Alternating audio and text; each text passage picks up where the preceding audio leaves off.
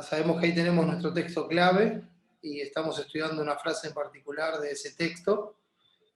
Segunda de Juan 8, dice: mirad por vosotros mismos para que no perdáis el fruto de vuestro trabajo, sino que recibáis galardón completo. Mirad por vosotros mismos para que no perdáis el fruto de vuestro trabajo, sino que recibáis galardón completo. Hace tiempo que estamos estudiando acerca de este mandamiento del Señor: mirad por vosotros mismos, ese examen a nuestro propio corazón, como dijimos y como la palabra nos enseña, de si estamos andando en la verdad y para el cuidado de nuestra vida y también el cuidado de la iglesia. Entonces, es muy importante para nosotros hacer ese autoexamen. Lo vimos aquí, vimos cómo la verdad desnuda las intenciones del corazón, vimos cómo la verdad desnuda un corazón rencoroso, como Cristo en Lucas 17 también nos decía: mirad por vosotros mismos. Vimos también en 1 Timoteo 4 cómo dice: ten cuidado de ti mismo y de la doctrina. Y siempre son advertencias que nos llevan a nosotros a una diligencia, una responsabilidad de examinarnos, de cuidarnos, y no solamente como individuos, sino que esto va a procurar la santidad de la iglesia, una iglesia que anda en verdad y en amor y en verdad, unido. Pone en evidencia a los engañadores, a los falsos maestros, a los anticristos. La verdad los pone en evidencia, muestra que esos espíritus no son de Dios. Entonces, esa es la forma en que debemos cuidarnos. Que hay engañadores, como vimos en el último mensaje, que salieron por todo el mundo, sin ninguna duda, porque así lo dice la palabra. Pero no por eso tenemos que ser engañados, ¿verdad? Tenemos la enseñanza de la palabra para poder discernir lo que es conforme a la verdad y lo que es error, lo que no es conforme a la verdad. Y así es como lo tenemos que ver nosotros. Entonces, ahí estamos. Perdón, hermanos, se me ha ido el video. Entonces, recordando lo que vimos en el último mensaje, no todo el que dice que es, es. Esto lo tenemos que tener bien presente. Es como cuando Jesús dice: no todo el que me dice Señor, Señor entrará al reino de los cielos. No todo el que dice que es, es. Entonces, nosotros debemos examinarnos profunda y constantemente a la luz de la verdad, hermanos, a la luz de la verdad eterna, para no ser engañados por el pecado de nuestro propio corazón. O sea, el examen debe ser profundo y constante, pero siempre tiene que ser a la luz de la palabra. No tenemos que examinarnos a la luz de, bueno, yo soy un buen cristiano, o me acuerdo que en algún momento yo hacía esto, en algún momento yo hice tal o cual oración, en algún momento yo asistí fielmente a la iglesia, en algún momento yo leía la Biblia, en algún momento, como si nuestras obras son lo que nos garantizan el hecho de tener vida en Cristo. No es así. Entonces, debemos examinarnos a la luz de la verdad. La verdad dice que yo tengo que vivir de esta forma. Bueno, ¿estoy viviendo de esta forma? ¿Estoy haciendo lo que Dios manda? En algunas áreas sí, en otras no. Bueno, gracias a Dios por Cristo, porque si confieso mi pecado, Él es fiel y justo para perdonarme y limpiarme de toda maldad y darme la gracia para restaurarme y para que ahora viva como a Dios le agrada. Entonces, el examen a la luz de la verdad eterna pone de manifiesto lo que hay en nuestro corazón, pone de manifiesto nuestro pecado, nos confronta para llevarnos a Cristo, para llevarnos a buscar el perdón, el consuelo, la restauración y la gracia para cada día en Cristo, para llevarnos a gloriarnos de nuestras debilidades y que de esa forma se vea el poder de Dios en nosotros. Así, cuando nosotros somos débiles, entonces somos fuertes, porque nuestra fuerza no viene de nuestra debilidad, sino que viene de Dios. Y esas fuerzas, mis hermanos, son infinitas, no se terminan, y así es como debemos vivir. Entonces, examinarnos a la luz de la verdad para no ser engañados por el pecado, por la propia soberbia que hay en nuestro corazón. Entonces, debemos tener cuidado de no formar un concepto de nosotros mismos más alto del que debemos tener, como dice Romanos 12:3. Debemos ser conscientes de lo que somos por la gracia de Dios y pensar de nosotros mismos en base a ello. ¿Quién te distingue? ¿Qué tienes que no hayas recibido? Bueno, entonces, en base a lo que Dios nos dio, a lo que Dios nos hizo en Cristo, a esa nueva criatura. En base a eso es el concepto que nosotros tenemos que tener de nosotros mismos, en base a la gracia que Él quiso derramar en nosotros mismos para cumplir la función que Él nos dio en su cuerpo para la gloria de su nombre. Entonces debemos juzgar con justo juicio, como vimos en el mensaje anterior. El justo juicio solamente es el juicio de Dios.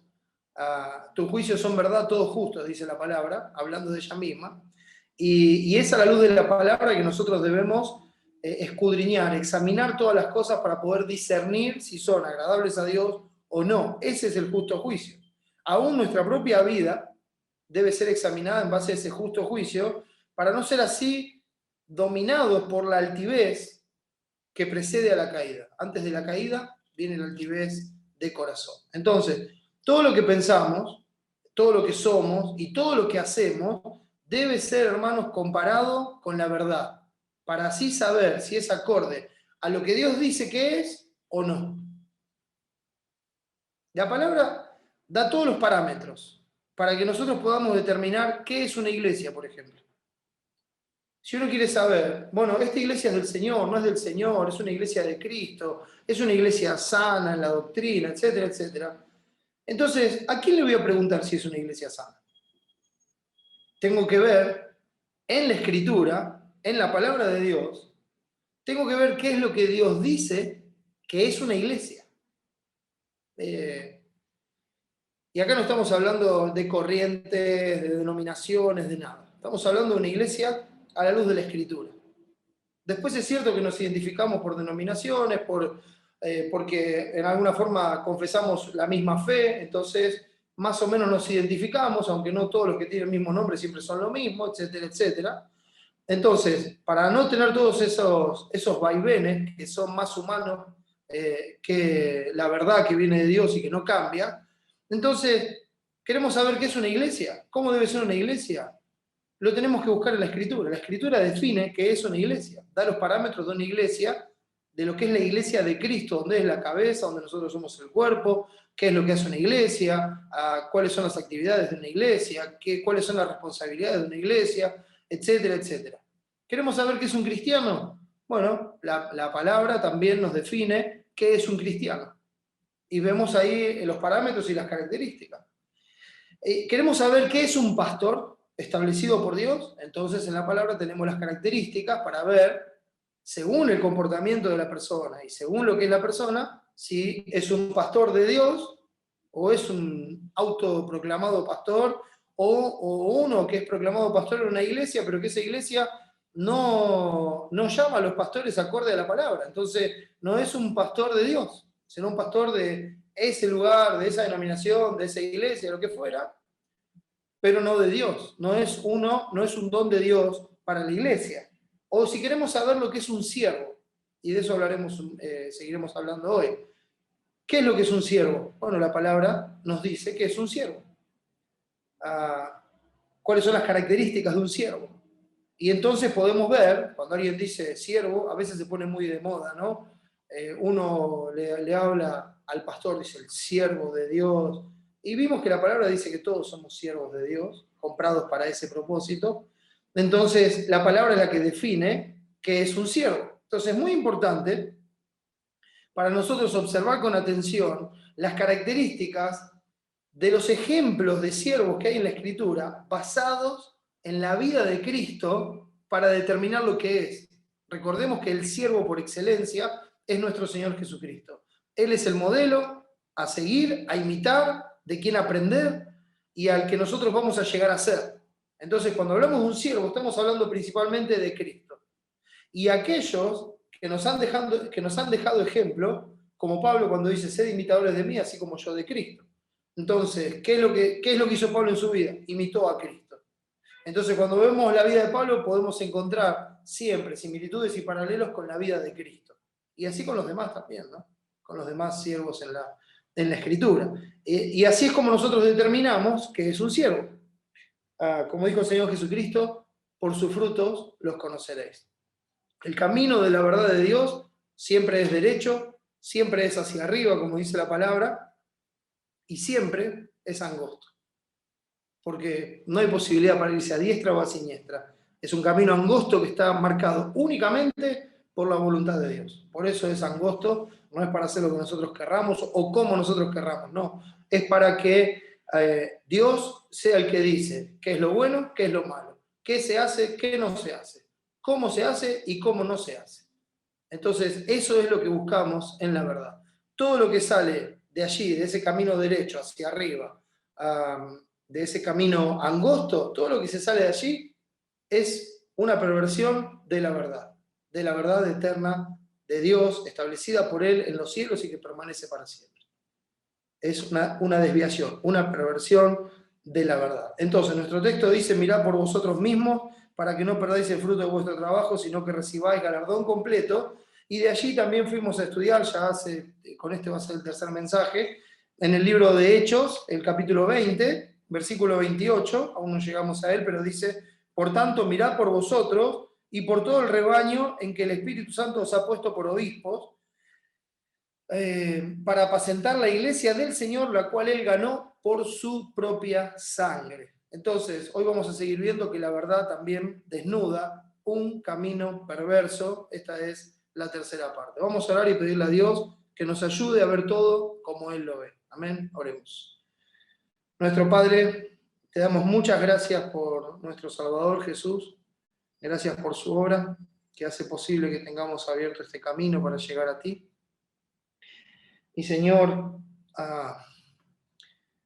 venimos porque te necesitamos tu ayuda, Padre.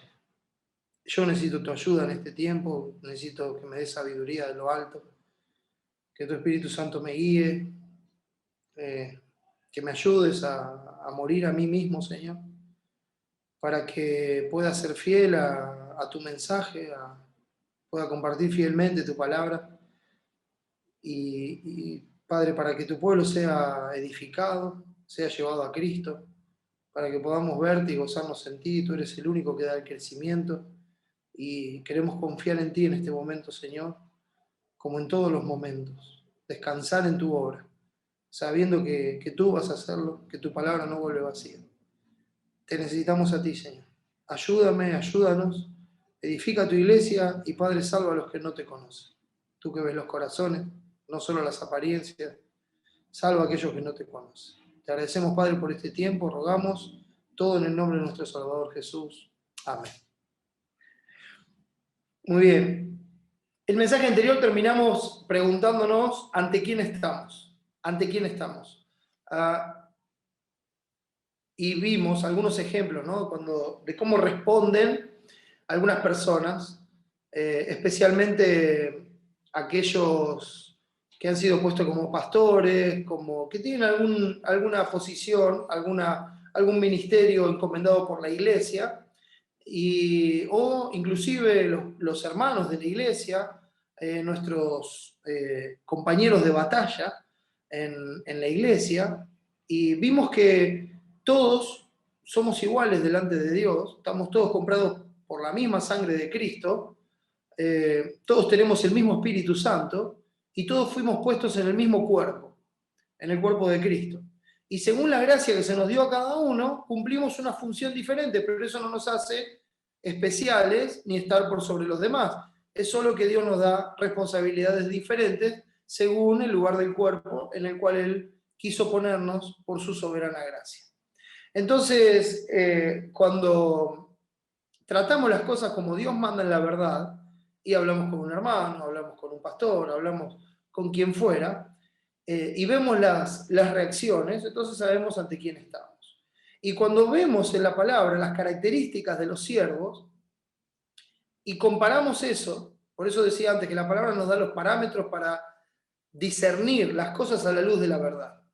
Entonces, cuando nosotros vemos un siervo, vemos un hermano con una función determinada, sea cual fuera, en el cuerpo, por la gracia de Dios, nosotros podemos comparar los hechos con las características que la Escritura nos da. Ahora, a todos nos gusta hacer esto para comparar al otro.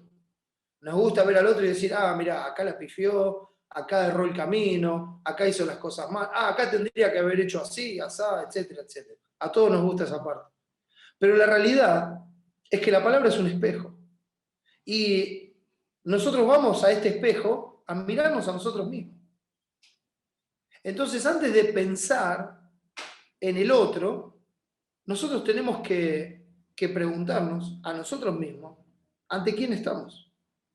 ¿Quién somos realmente a la luz de las Escrituras? En los siervos se debe ver el carácter de Cristo, como veíamos en la vida de Pablo. No es la posición que los hombres le dan a fulano, a mengano, en la iglesia o lo que fuera, lo que hace que alguien sea un siervo. No es eso. Sino lo que hace que seamos siervos es nuestra condición en Cristo. Es lo que somos en Cristo, como nueva criatura, creados en Cristo Jesús para buenas obras. O sea, fuimos salvados para trabajar para el Señor, para ser siervos del Señor. Entonces, todo cristiano, todo hijo de Dios, es un siervo, un esclavo de Cristo por amor. Romanos capítulo 6 dice en el versículo 16, ¿no sabéis que si os sometéis a alguien como esclavo para obedecerle, sois esclavos de aquel a quien obedecéis, sea del pecado para muerte o sea de la obediencia para justicia? Hace esa pregunta. ¿No saben eso? Que si ustedes se están sometiendo a alguien para obedecer, y esto habla de un sometimiento voluntario, pues dice, si os sometéis a alguien, ¿verdad? Si uno va y se somete a alguien voluntariamente. De hecho, el pensamiento del hombre, como ya vimos en mensajes anteriores, de continuo solamente el mal. Esta es la condenación, que la luz vino al mundo y los hombres amaron más las tinieblas que la luz, porque sus obras eran malas. Entonces, ven lo bueno, vemos lo bueno, naturalmente, y vamos hacia el otro lado. Entonces nos sometemos voluntariamente, en este caso, al pecado, para obedecerle. Y éramos esclavos del pecado. Dice el texto, pero gracias a Dios que aunque erais esclavos del pecado, habéis obedecido de corazón aquella forma de doctrina a la cual fuisteis entregados. Y libertados del pecado, vinisteis a ser siervos de la justicia. Entonces muestra la condición. Fuimos libertados del pecado, libertados de la esclavitud del pecado, libertados de la tiranía de Satanás, libertados de ese dominio que la muerte tenía sobre nosotros. Fuimos rescatados, libertados por la verdad. Pero no fuimos libertados para hacer lo que querramos. No, nosotros fuimos comprados por precio. Vino nuestro nuevo dueño y nos compró en el mercado de esclavos. Pagó el precio con la sangre de Cristo y nos compró para que seamos de Él. Entonces, ese cambio es porque nosotros ahora dejamos de ser esclavos del pecado para ser siervos de la justicia, para ser siervos de Dios. Dice 1 Corintios 6, son pasajes conocidos estos, hermanos, o ignoráis que vuestro cuerpo es templo del Espíritu Santo, el cual está en vosotros, el cual tenéis de Dios, y que no sois vuestros. Nosotros no somos nuestros. Hermanos, nosotros en Cristo no somos dueños de decidir qué hacer con nuestras vidas. Porque somos siervos. Y uno dice, no, yo no soy siervo de nadie, no soy esclavo de nadie.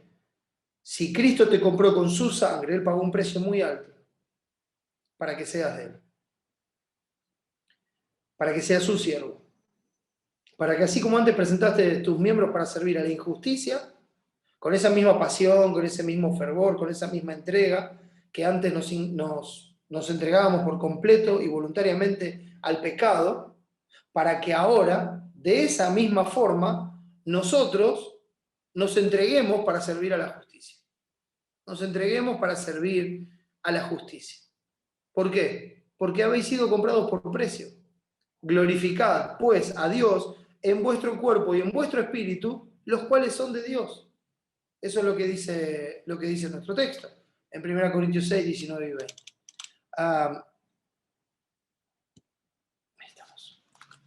Entonces, ¿cuál es la palabra que se usa para siervo, para esclavo? Es el griego doulos. Doulos, douló, en caso de esclavo, en caso de siervo, perdón. Ahora, nosotros tenemos un mal concepto de lo que es la esclavitud. Imaginamos a alguien bajo opresión, latigazos, abusos, ¿verdad? Sin salario, sin nada, trabajando de esa manera. Ahora, voy al significado de esta palabra. El término representaba el siervo más inferior, valga la redundancia, en la escala de la servidumbre. Pero esta palabra vino también a significar una persona que se entrega a la voluntad de otro. Vino a ser el término más común y general para siervo, sin ninguna connotación de esclavitud, de la connotación que nosotros hoy tenemos de la esclavitud. Hoy tenemos una connotación totalmente negativa de la esclavitud. Acá estamos hablando de alguien que es un esclavo voluntario, que es un siervo por amor, a alguien que se entrega voluntariamente, que se somete voluntariamente a la voluntad del otro. Eso es lo que nosotros somos en Cristo. Esa es la condición de un redimido por la soberana gracia de Dios. Siervos de Jesucristo por amor.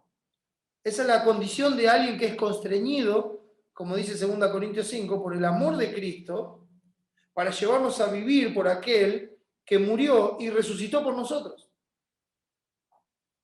Entonces el amor de Cristo nos constriñe pensando esto, que si uno murió por todos, luego todos murieron, para que los que viven ya no vivan para sí. Por eso digo, como siervos, como hijos de Dios, como cristianos, no somos dueños de decidir qué hacer con nuestra vida. Porque Cristo nos compró para que seamos de Él. Para que seamos de Él. En esta vida y por toda la eternidad. Y lo hizo al precio de su sangre. Entonces, ese amor que Él nos muestra cuando nosotros éramos enemigos en nuestra mente, enemigos en nuestra vida, en nuestros hechos, andando como inventores de males y aborrecedores de Dios, cuando estábamos en esa condición, Él nos amó. Dios muestra su amor para con nosotros en que siendo aún pecadores, Cristo murió por nosotros. Y ese amor que Él nos tiene, nosotros le amamos a Él porque Él nos amó primero. El que no ama no ha conocido a Dios porque Dios es amor. Entonces, ese amor que Él nos tuvo a nosotros, cuando éramos sus enemigos, es el que Él ejerció para salvarnos, derramando su misericordia, su gracia sobre nosotros, y así perdonó nuestros pecados y nos vistió con la justicia de Cristo. Ese amor que Él derrama sobre nosotros es el que nos lleva a amarlo a Él. Porque por primera vez conocemos a Dios, vemos su gloria en la faz de Jesucristo, y ese amor nos lleva a amar a aquel que nos amó primero. Y la forma de amarlo es la de aquel que entiende que llamar Señor a Jesús implica obediencia, una obediencia amorosa. Uno ve a su Señor y se deleita en su Señor y dice, yo lo quiero obedecer, le debo todo lo que soy, todo lo que tengo, la esperanza, es todo de Él. Entonces, yo quiero servirle, quiero amarle. Y el Señor dice, ¿por qué me llamáis Señor, Señor? Y no hacéis lo que yo digo, no hacéis lo que yo mando. Como también dice, si me amáis, guardad mis mandamientos. Si me amáis, guardad mis mandamientos. Este es el amor a Dios, que guardáis sus mandamientos. Entonces esto nos lleva a una obediencia amorosa a Dios. En cualquier área o parte del cuerpo que Dios nos haya puesto, esa es nuestra condición. Como vimos, Dios nos salva, nos pone en el cuerpo, y cuando Él nos pone en el cuerpo, nos da la gracia para cumplir una función específica. Entonces, no importa el papel que Dios nos haya dado en su cuerpo, es su cuerpo, y Él es la cabeza. Y nosotros estamos unidos a Él por el Espíritu Santo. Estamos unidos, el Espíritu Santo es lo que nos liga, ¿verdad? Entonces, en esa condición, no importa lo que nos toque hacer, nosotros somos siervos para la gloria de Dios, siervos para servir, para someternos voluntariamente a su voluntad. Nosotros venimos voluntariamente, pero no renegando, venimos con gozo. Decimos, Señor, ¿qué quieres que yo haga? Señor, Dios, enséñame a hacer tu voluntad porque tú eres mi Dios. Y de eso se trata la vida cristiana. Eso es la vida cristiana en su esencia. Un cristiano, como dice la palabra, es un imitador de Cristo, un seguidor de Cristo, un Cristo pequeño. Así se lo llamó a los discípulos por primera vez en Antioquía, nos dice Hechos 11:26. Entonces eso es en esencia un cristiano. Así lo entendió el apóstol Pablo y así lo vivía. Fíjense el versículo 18 de Hechos 20, nuestro texto. Él había dicho cuando vinieron a él, les dijo, vosotros sabéis cómo me he comportado entre vosotros todo el tiempo del primer día que entré en Asia. Ahora, para él no había reproche, todos podían dar testimonio de la verdad. Y como dice tercera de Juan, y aún la verdad misma daba testimonio de él. La verdad misma, los hechos y la palabra daban testimonio de él. Porque estaban diciendo, esto es lo que él hizo.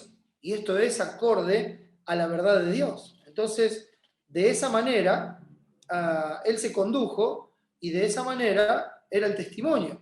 Ahora, fíjense en que él, como vimos, fue consistente en su servicio. Versículos 19 al 21. Dice, sirviendo al Señor con toda humildad y con muchas lágrimas y pruebas que me han venido por las acechanzas de los judíos, y como nada que fuese útil he rehuido de anunciaros y enseñaros públicamente y por las casas, testificando a judíos y a gentiles acerca del arrepentimiento para con Dios y de la fe en nuestro Señor Jesucristo.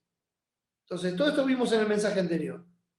En ese servicio consistente que él tuvo, él mostró las características de Jesús como siervo. Así lo vimos en el otro mensaje. Cada característica que veíamos en él es lo que Cristo nos mostró como siervo. Un siervo continuamente, llevando vida de siervo, siendo humilde, compasivo, sufrido, siempre dispuesto y por naturaleza evangelista.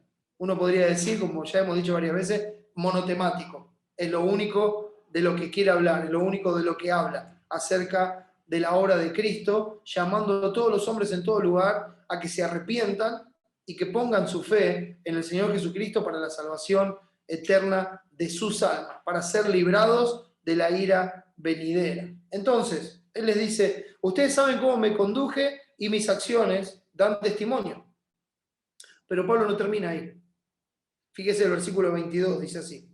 Ahora, he aquí, ligado yo en espíritu, voy a Jerusalén sin saber lo que allá me ha de acontecer, salvo que el Espíritu Santo por todas las ciudades me da testimonio, diciendo que me esperan prisiones y tribulaciones.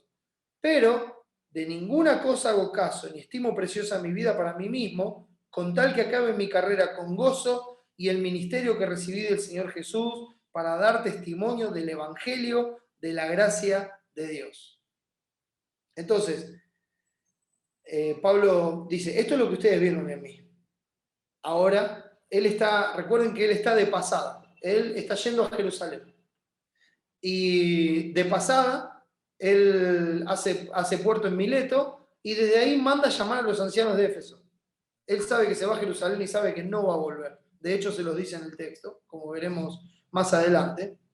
Entonces pasa por ahí y manda a llamar a los ancianos, vienen a verlo a Mileto, y entonces él habla ahí con ellos. Esto es algo que él ya tenía decidido, lo de ir a Jerusalén. Si usted va un poquito más atrás, en Hechos 19, 21, dice así, pasadas estas cosas, Pablo se propuso en espíritu ir a Jerusalén, después de recorrer Macedonia y Acaya, diciendo, después que haya estado allí, me será necesario ver también a Roma. Él sabía sabía cuál era el recorrido. Visitó la parte norte de Grecia, la parte sur, y sabía que de ahí partía, él iba a Jerusalén, pero él sabía que este camino terminaba en Roma. Los caminos anteriores, los recorridos anteriores que hizo él, terminaron en Antioquía. Él salió de Antioquía, recorrió, volvió a la iglesia, dio testimonio, salió, recorrió. Bueno, ahora, esta vez, él sabía que no iba a volver. Él sabía que el camino terminaba en Roma, con todo lo que iba a pasar en el medio. Ahora, esto no era porque sí, no es que él estaba de vacaciones, no es que él dijo, ¿sabes qué? A mí me gustaría pasar la fiesta en Jerusalén porque allá la comida es más rica, porque está la familia, y bueno, voy a aprovechar el tiempo, etcétera, etcétera. No era un viaje porque sí. Era un viaje en el espíritu. O sea, él lo había decidido en el espíritu. Fíjense en que dice el texto, volviendo al 20, ahora, he aquí, dice, ligado yo en espíritu. Ligado yo en espíritu. Uno podría pensar que esto significa que él está atado en su propio espíritu y esto es como una carga que esto le está representando un pesar y él dice, bueno, no quisiera hacer esto, pero lo estoy haciendo y lo voy a seguir haciendo porque hay que hacerlo. Y hermanos, eso no es un siervo. Una persona está todo el tiempo quejándose del ministerio, de lo que tiene que hacer, de lo que representa, de que, ahora otra vez hay que enseñar, otra vez una reunión, otra vez hay que ir a ver a alguien, otra vez. No, que no tengo tiempo, que no puede. Usted ve las características acá. No son inventadas. No, lo que pasa es que no puedo hacer nada porque resulta que, bueno, me tengo que ir, me voy de paseo. No está teniendo un pesar por lo que tiene que hacer. Cuando habla de ligado en espíritu, no es con un pesar tampoco por lo que pudiera pasar después, si él hacía lo que a Dios le agradaba, y él sabía lo que iba a pasar, porque se lo habían anunciado, como ya vamos a ver. Esta ligazón de espíritu, esta unión de espíritu, tiene que ver con la unificación de su voluntad con la voluntad de Dios. Él está atando su voluntad a la voluntad de Dios. Él está atando lo que va a hacer a lo que Dios quiere que haga. Él se está sometiendo a Dios y está diciendo, esto es lo que Dios quiere y yo me ato a esto. Entonces cuando él dice, ahora he aquí, ligado yo en espíritu, voy a Jerusalén sin saber lo que allá me ha de acontecer. Él no está haciendo lo que quiere, sino que él está haciendo lo que Dios quiere. Él está haciendo lo que Dios quiere. Y de hecho, él tiene bien claro lo que va a pasar. Porque por eso le dice a los ancianos de Éfeso, le dice, ninguno de ustedes va a volver a ver mi rostro, en este mismo pasaje. Ninguno de ustedes va a volver a ver mi rostro. Por eso ese llamado, ¿no? Mire, vengan, que los quiero ver por última vez. Y quiero por última vez exhortarlos y animarlos. Quiero por última vez recordar el testimonio de siervo, de Cristo, que ustedes vieron en mi vida. Y quiero animarlos a que vivan así, a que se comporten de esa manera, a que lo hagan de esta manera. Yo ahora estoy ligado en espíritu y me estoy yendo a hacer lo que tengo que hacer. Por eso voy a Jerusalén. Voy a Jerusalén a hacer lo que tengo que hacer. No sé lo que allá me espera, como vamos a ver ahora en el versículo siguiente. Lo único que sabe es que va a haber problemas, que va a haber persecuciones, va a haber tribulación, él lo sabe. Entonces él ata como siervo su voluntad a la voluntad del Padre. Como dijo Jesús. Jesús dijo, mi comida es que haga la voluntad del que me envió y que acabe su obra. Mi comida es que haga la voluntad del que me envió y que acabe su obra. Eso era de lo que Jesús se alimentaba, y eso, como hemos dicho varias veces, lo que uno come es lo que uno transpira. Y Jesús se alimentaba de la voluntad del Padre, se nutría de la voluntad del Padre, y lo que brotaba de él era acciones conformes a la voluntad del Padre, ligado en espíritu con el Padre. Entonces, Jesús mismo dice en Juan 8, 29, no me ha dejado solo el Padre, porque yo hago siempre lo que le agrada. Y es terminante, y es Cristo hablando. Dice, yo hago de vez en cuando. No, dice, yo hago siempre lo que le agrada al Padre. Hermanos, eso es maravilloso. ¿Saben por qué? Porque esa es nuestra justicia. Esa es la justicia con la que Cristo nos vistió a nosotros. Esa justicia perfecta de hacer siempre lo que le agrada al Padre, de cumplir con toda la ley, de cumplir con todo lo escrito, de hacer siempre la voluntad del Padre. Esa justicia perfecta de Dios manifestada en Cristo es la justicia que hoy nos cubre a nosotros. Es la justicia con la cual hoy somos hechos aceptos en el amado. Es la justicia de Cristo. Entonces, un siervo, como característica, es guiado por el Espíritu de Dios. Esa es otra característica. Vimos que es humilde, compasivo, sufrido, dispuesto, evangelista. Y lo que estamos viendo ahora es que un siervo es guiado por el Espíritu de Dios. Como dice Romanos 8:14, porque todos los que son guiados por el Espíritu de Dios, estos son hijos de Dios. Y recuerde que hablar de hijos de Dios es hablar de siervos. Porque con hijos nosotros tenemos la posición de herederos, ¿no? Somos hijos, somos coherederos con él. Y entonces eso nos habla de nuestra esperanza. Pero estamos acá todavía. Y acá somos siervos. Somos siervos. Estamos para servir. Luego nuestra herencia está reservada en los cielos para nosotros. Y si nosotros sufrimos con Él, también vamos a reinar con Él. Y si nosotros padecemos con Él, también vamos a heredar con Él.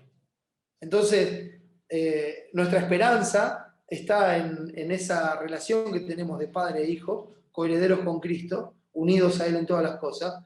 Y mientras estamos en la tierra, estamos unidos a Cristo también, porque cuando Cristo estuvo aquí en la tierra, lo que hizo fue servir al Padre de punta a punta, en todas las formas, en una manera perfecta.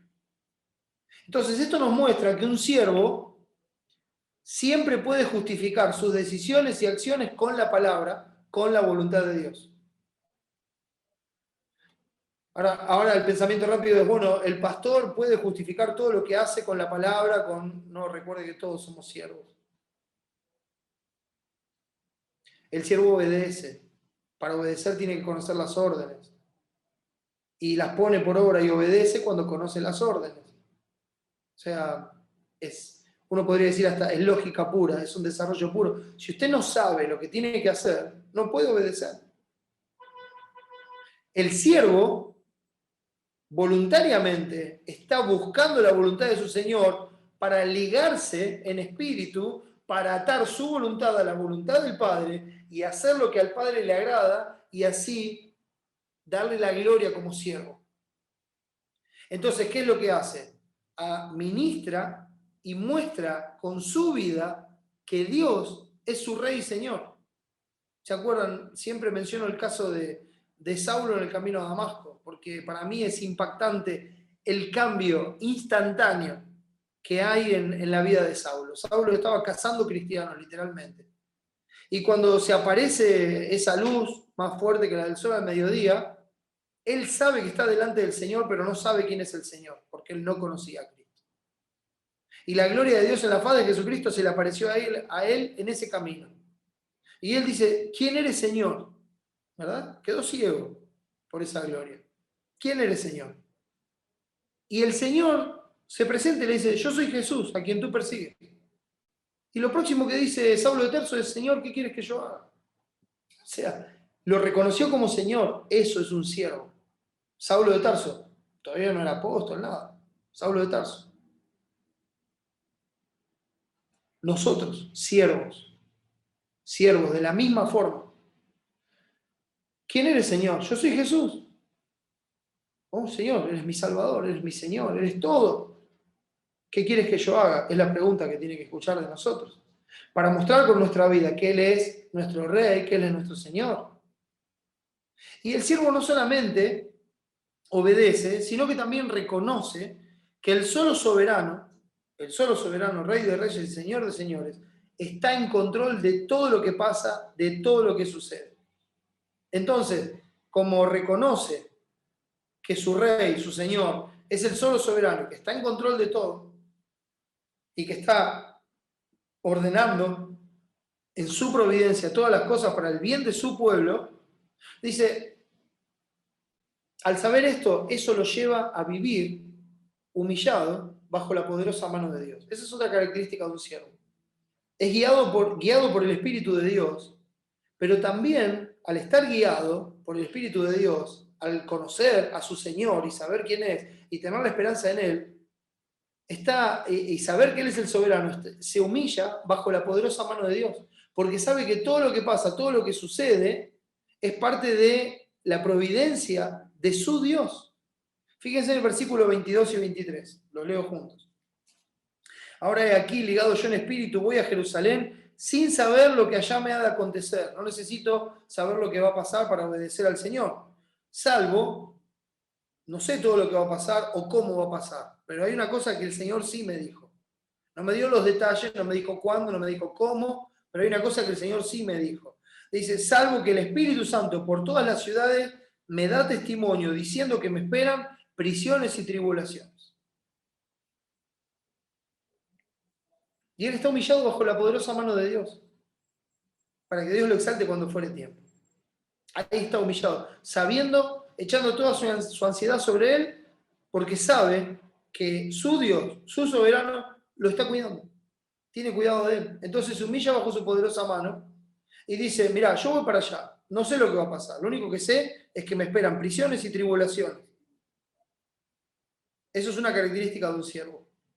No está preocupado por lo que va a pasar, está ocupado en hacer lo que Dios manda.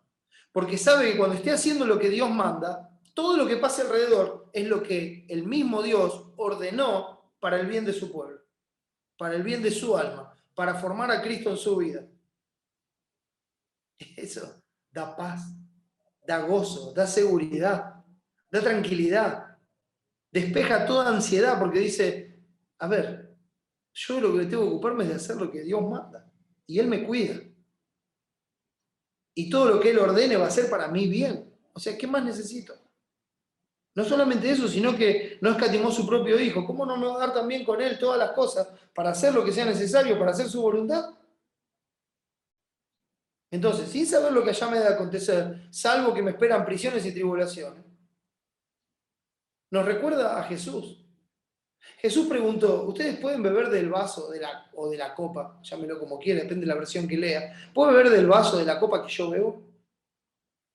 Jesús hablando de sus padecimientos. Bueno, dice, sin duda van a beber.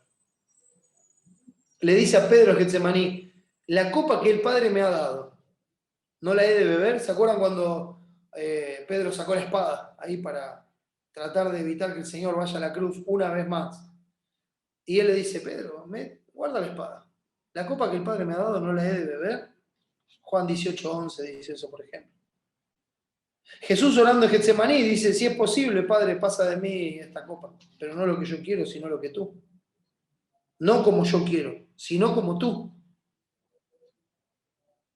Ese es el ejemplo de nuestro Señor Jesucristo. Y eso es lo mismo que estamos viendo en Pablo. Por eso, hermanos, la disposición de Cristo de sufrir por la verdad, de padecer haciendo la voluntad de Dios y de que prevalezca el decreto eterno de Dios para la gloria del nombre de Dios, debe ser siempre la disposición del siervo de Dios. Nosotros como siervos de Dios tenemos que tener esa disposición. Es la de padecer haciendo el bien si la voluntad de Dios así lo quiere. Padecer no como delincuentes, sino por hacer la voluntad de Dios. No como pecadores, sino por hacer la voluntad de Dios. No por hacer lo que se me viene en gana, sino si vamos a padecer, que sea por la voluntad de Dios. No por mi propio pecado, no por las consecuencias de mi pecado, no por mis malas decisiones. No, si voy a padecer, que sea por hacer la voluntad de Dios. Que sea por cumplir lo que Dios me mandó a hacer. Que sea para la gloria de su nombre, mostrando que lo que prevalece siempre es lo que Dios ha determinado y que estoy descansando en eso. Porque el siervo es guiado por el Espíritu de Dios, pero vive humillado bajo la poderosa mano de Dios, descansando completamente en su cuidado, echando toda la ansiedad sobre él. Y dice, Padre, ¿qué querés que haga? Decime lo que querés que haga, estoy acá para servirte. Decime cuál es tu voluntad, enséñame a hacer tu voluntad, tú eres mi Dios, y guíame aquí y más allá de la muerte, porque así nos va a pastorear Él más allá de la muerte. Cristo lo expresaba de esta manera, si alguno quiere venir en pos de mí, niéguese a sí mismo. Niéguese a sí mismo y tome su cruz y sígame. Ese es el problema que tenemos nosotros, que no nos gusta morir a nosotros mismos. No nos gusta negarnos a nosotros mismos, no nos gusta negarnos a nuestros sueños, a nuestros deseos, a nuestra propia voluntad, a nuestra comodidad, a nuestra satisfacción. No nos gusta negarnos a eso. No nos gusta morir a nosotros mismos. Y Cristo es muy claro. Si alguno quiere venir en pos de mí, niéguese a sí mismo y tome su cruz y sígame. ¿Sabe qué? Cristo dijo esto antes de ir a la cruz. Y por ahí antes de ir a la cruz no tenía mucho sentido, aunque se entendía lo que era una cruz como instrumento de muerte. Pero cuando Cristo fue a la cruz, lo que Él dijo es, hagan lo que yo hago. Hagan lo que yo hice. Les dije que hay que negarse a sí mismo y tomar la cruz. Y Él no estimó el ser igual a Dios como cosa que aferrarse, sino que se despojó a sí mismo, se vistió como uno de nosotros, se hizo hombre, se hizo siervo y obediente hasta la muerte y muerte de cruz. Y aunque era hijo por lo que padeció, aprendió la obediencia y vino a ser el autor de eterna salvación. Cristo. ¿Saben qué hizo Él? Tomó su cruz. y siguió a Dios. ¿Y qué nos dice él? Si alguno quiere venir en pos de mí, vos querés ser cristiano. Vos querés estar en mi cuerpo, en mi iglesia. Querés ser mi discípulo. Querés ser mi seguidor. Ok, este es el trato. Tenés que morir a vos mismo. Bueno, muero hoy. No, no, no. Tenés que tomar tu cruz cada día. Porque cada día cuando te levantes, vas a levantarte para morir a vos mismo. Para dejar tu voluntad de lado y hacer la mía. Eso es lo que Dios dice. Eso es lo que Cristo está diciendo. ¿Por qué? Porque todo el que quiera salvar su vida, la perderá. Y cuando dice el que quiera salvar su vida, está hablando de esta vida. Todo el que quiera guardar esta vida terrenal pasajera, todo el que quiera vivir según los deseos de los ojos, los deseos de la carne y la vanagloria de la vida, todo el que todavía tenga sus afectos aferrados a lo terrenal, todo el que quiera conservar eso, lo que está haciendo, es perder su vida. Porque esa persona no ve a Jesús como Señor, y si no ve a Jesús como Señor, esa persona no tiene esperanza. Jesús no es solo Salvador, es Salvador y Señor. Y nos salva para que reconozcamos que Él es el Señor. Y si nosotros decimos que fuimos salvados, pero no lo vemos como Señor y no lo ponemos por obra, entonces probablemente nunca fuimos salvados y se nota porque seguimos siendo esclavos del pecado, de la muerte, de Satanás y seguimos haciendo su voluntad porque queremos conservar esta buena vida en la tierra. Entonces la perdimos.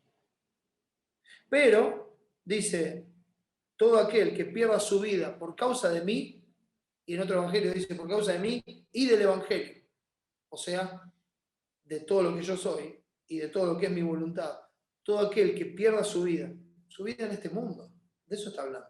Todo aquel que tome la cruz y muera a sí mismo y pierda su vida por causa de mí, la hallará. Va a encontrar la vida porque Cristo vino para que tengamos vida y vida en abundancia. Y la vida en abundancia del cristiano es la vida de servicio al Señor. Es la vida de servicio gozoso.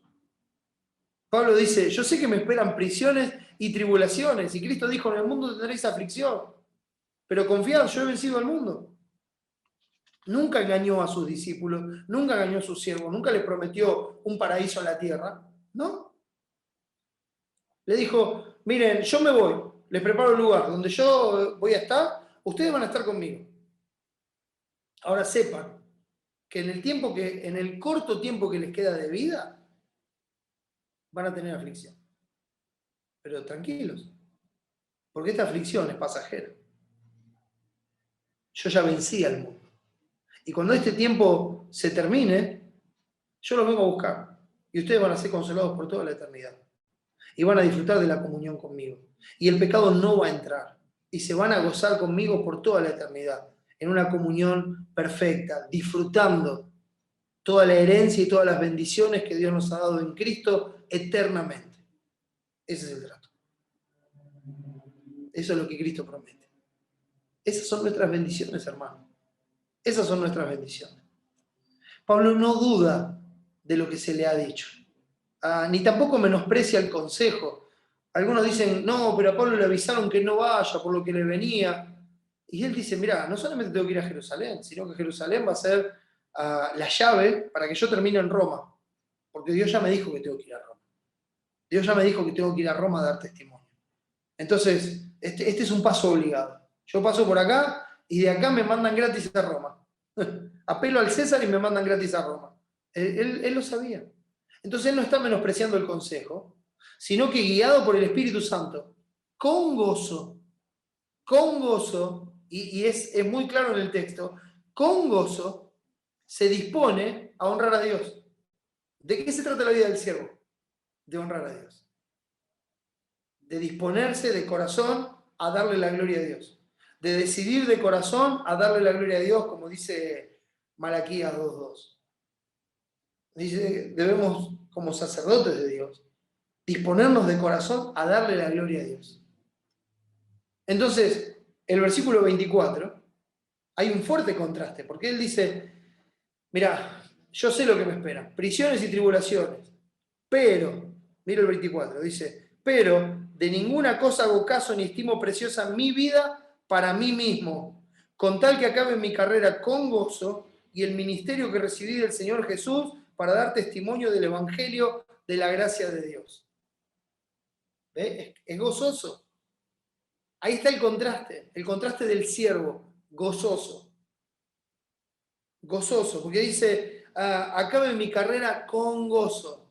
Él acá no está con pesar, no está con nada. Él quiere correr la carrera y quiere acabarla con gozo en el Señor. De ninguna cosa hago caso. Mira, ninguna de estas cosas, como lo que viene, las prisiones, las tribulaciones, ninguna de estas cosas me mueve.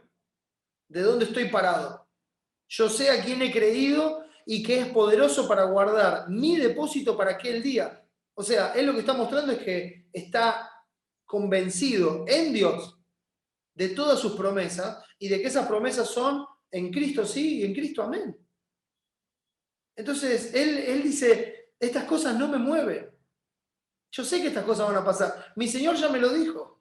Entonces no es que estoy, ay, ¿qué hago? No, porque si voy a Jerusalén, mirá lo que me va a pasar, mirá esto, y después mirá si me mandan a Roma, mirá lo que tengo que pasar, a ver si termino muerto de esta manera. No, ninguna de esas cosas lo mueve de su forma de pensar. Como él le dice a los hermanos en 2 Tesalonicenses 2, ¿no? De que nadie los mueva de su modo, de su manera de pensar. Bueno, estas cosas no lo mueven a él. No hago caso de estas cosas, porque yo ya sé lo que Dios me pidió. Ya sé lo que tengo que hacer, ya sé cuál es su voluntad, estoy ligado en espíritu, ya sujeté mi voluntad a la voluntad de Él. Entonces, con esa confianza de que yo sé a quién le creí y de que Él no me va a fallar, de que Él va a guardar mi depósito para aquel día, recuerden las palabras que vimos en 1 Timoteo 4, que por esto mismo trabajamos y sufrimos oprobio, porque esperamos, recuerden esa palabra esperamos, tenemos confianza porque tenemos confianza en el Dios viviente, que es el Salvador de todos los hombres, mayormente de los que creen, especialmente de los que creen. Dios es el Salvador de todas las situaciones, especialmente para el cuidado de sus hijos. Y sigue diciendo el texto, ni estimo preciosa mi vida, y esto es muy importante, para mí mismo. No la estimo preciosa para mí mismo. Fui comprado, no me pertenezco. Mi vida no es para mí mismo. Mi vida debe ser preciosa para Él. Mi vida debe subir como una ofrenda agradable delante de Dios, como un incienso agradable delante de Dios. Mi vida debe ser preciosa para Él. ¿Por qué? Porque Él es el esposo. Yo estoy buscando cómo agradarle. Estoy buscando cómo que Él se goce en mí, que Él disfrute de mí, que podamos tener ese tipo de relación. Entonces mi vida no es preciosa para mí. Ya no estimo mi vida preciosa para mí mismo. Como que yo la quiero cuidar, la quiero guardar. No. El que pierde su vida por causa de mí del Evangelio, la hallará. Y él halló la vida eterna en Cristo, halló la vida verdadera y abundante en Cristo. Entonces dice, yo no la estimo preciosa para mí, es preciosa para Él. ¿Cuál sería la condición para que la vida sea preciosa para Él? Con tal que acabe mi carrera con gozo. Como dice el autor de Hebreos, ¿no? Que debemos correr la carrera que tenemos por delante. Él dice, con tal que acabe mi carrera con gozo. Y eso otra vez nos recuerda a Cristo. Porque Hebreos 12:2 dice, puesto los ojos en Jesús, el autor y consumador de la fe, el cual, escuche esto, por el gozo puesto delante de él, sufrió la cruz, menospreciando lo propio, y se sentó a la diestra del trono de Dios. Entonces dice, ¿cómo hay que correr la carrera? Con los ojos puestos en Jesús. Eso es lo que está haciendo Pablo. Con los ojos puestos en Jesús no significa que usted le agarra tortícolis y está todo el día mirando al cielo, sino que usted está contemplando a su Salvador, está contemplando su vida, su carácter. ¿Para qué? Para mirarlo lo más detallado posible que sea, para imitarlo en todas las cosas. Entonces está contemplando a su Señor. Tiene los ojos puestos en Jesús. Esto significa, están puestos y descansan, reposan ahí. Está todo el tiempo contemplando al Señor. Porque Él es el autor y el consumador de la fe. Y Él, por el gozo puesto delante de Él, sufrió la cruz. Y es lo mismo que está pasando con Pablo. Hay una cuestión de gozo acá. Dice, con tal que acabe mi carrera con gozo, de ninguna cosa hago caso, ni estimo preciosa mi vida para mí mismo. Ya renuncié a mi vida. ¿Cuál es el punto? Con tal que acabe mi carrera con gozo. ¿Ves? Por el gozo puesto delante de Él. Está sufriendo la cruz. Está tomando su cruz. Está muriendo a sí mismo. Está menospreciando lo propio. Las prisiones, las tribulaciones. Lo está menospreciando. ¿Para qué? Para darle la gloria a Dios. Ese es el corazón de un siervo. Ese es el corazón de un siervo. Hermanos, la meta de nuestra carrera es la gloria de Dios. Y esa carrera une los padecimientos por llevar la cruz de Cristo con el final glorioso que nos espera. ¿Qué decía el texto de Hebreos 12:2? Dice, menospreciando lo propio, y se sentó a la diestra del trono de Dios. ¿Dónde está Cristo hoy? En gloria. ¿Dónde vamos a ir nosotros? A la gloria. Ahí tienen que estar puestos los ojos. La meta de nuestra carrera es la gloria de Dios. Y esa carrera une esos sufrimientos, esos padecimientos, por llevar la cruz de Cristo, desde el día que Él nos salva y que somos sus siervos, los une con ese final glorioso que vamos a tener en comunión eterna con nuestro Salvador, siendo hallados, confiando solo en su justicia. Como decía el apóstol Pablo. Ese es mi anhelo, ser hallado en su justicia. Morir a uno mismo, presentándonos en sacrificio vivo, santo, agradable a Dios y dejando el molde de este mundo. No os conforméis a este siglo, dejando el molde de este mundo. ¿Cuál es el molde de este mundo? Estimar preciosa la vida para usted mismo. Ese es el molde de este mundo. Eso es lo que este mundo le ofrece. Tampoco podés ser tan fanático, date un gusto, esto, aquello, lo otro. Ese es el molde que este mundo ofrece. Es una locura, vas a dejar tu vida acá, vos que tenés un futuro increíble, vos que podrías vivir muchísimo mejor. Mirá con las capacidades que tenés, vos no tendrías que estar pasando necesidades ni nada. Vos podrías estar viviendo re bien. Y uno dice, estas cosas no me mueven, no estimo preciosa mi vida para mí mismo. Tengo una sola meta, acabar mi carrera con gozo. Ser hallado en Él, en su justicia. Entonces uno debe morir uno mismo, presentarse como ese sacrificio vivo porque es voluntario, como dijimos al principio, un siervo voluntario, santo, agradable a Dios y dejando el molde del mundo, no conformándonos a este mundo, que este mundo estima preciosa la propia vida para sí mismo. Y esa, mis hermanos, es la forma de comprobar cuál sea la buena voluntad de Dios, agradable y perfecta. El siervo se entrega gozoso a la voluntad de su Señor para darle la gloria con la única motivación del gozo de que su nombre está escrito en los cielos. Como había dicho Cristo, ¿recuerdan? No se gocen de las cosas que pasan acá. Regocíjense de que sus nombres están escritos en los cielos. Ese es nuestro gozo. Y eso es lo que nos lleva a correr esa carrera con dos características fundamentales. Porque eso nos lleva a ser responsable, lleva a ser que el siervo sea responsable y que sea un testigo fiel.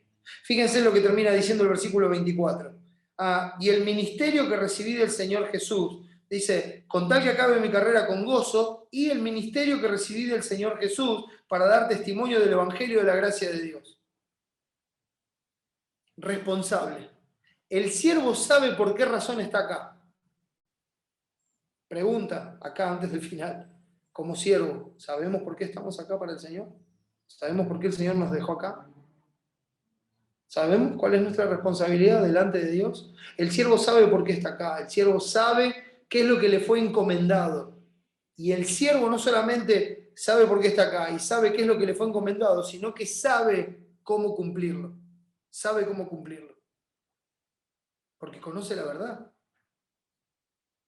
Porque conoce a su Señor y es por esto que es responsable ante Dios primeramente, ante la iglesia y ante los hombres.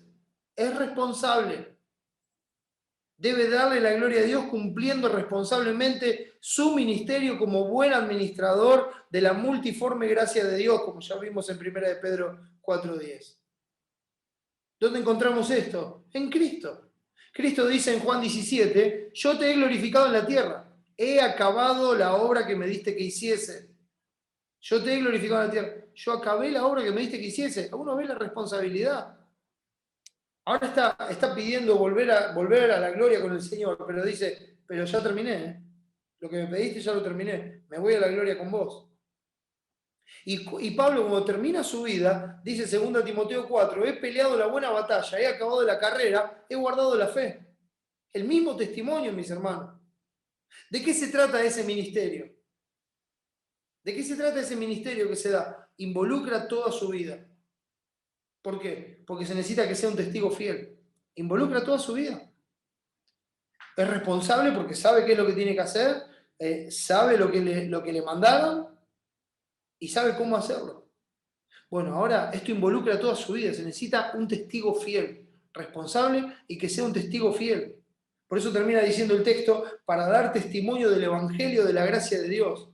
Hermanos, Jesucristo es la manifestación de la gracia de Dios para salvación a todos los hombres, dice Tito 2:11. Él es esa manifestación de la gracia de Dios. Nuestra vida es una vida para alabanza de la gloria de su gracia, con la cual Dios nos hizo aceptos en el amado.